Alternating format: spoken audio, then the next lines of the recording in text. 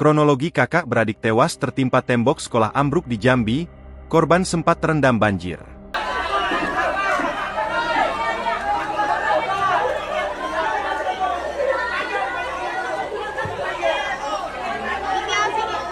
Tembok SMK 1 Kota Jambi ambruk menewaskan 3 anak yang sedang melintas, Jumat, 4 Oktober 2024, pukul 14.30 waktu Indonesia Barat.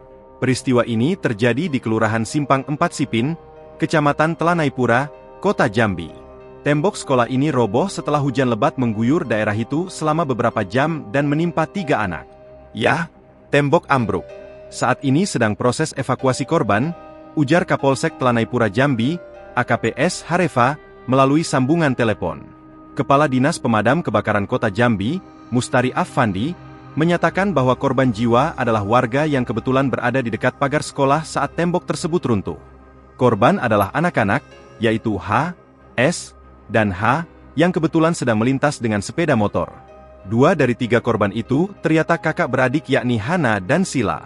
Selain korban meninggal dunia, ada juga korban yang mengalami patah kaki dan saat ini tengah menjalani perawatan. Para korban tertimpa reruntuhan tembok dan sempat terendam air. Pantauan Tribun Jambi di lokasi, titik kontur tanah pagar SMKN 1 Kota Jambi yang ambruk lebih tinggi 1 meter dari bangunan bedeng-bedeng yang ada di sampingnya. Menurut warga, pagar SMKN itu ambruk ke arah jalan kecil yang ada di sampingnya. Di pinggir jalan kecil itu, ada deretan rumah bedeng beratap seng.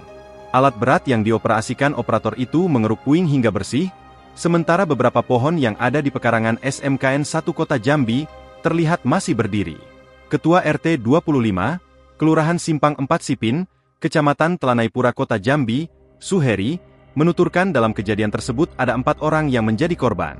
3 orang meninggal dunia dan 1 orang luka-luka. 3 yang meninggal.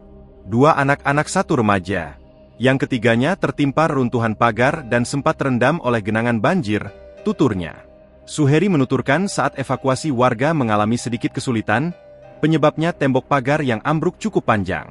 Untuk mengevakuasi korban, butuh waktu beberapa lama. Setelah itu, warga membawanya ke RSUD.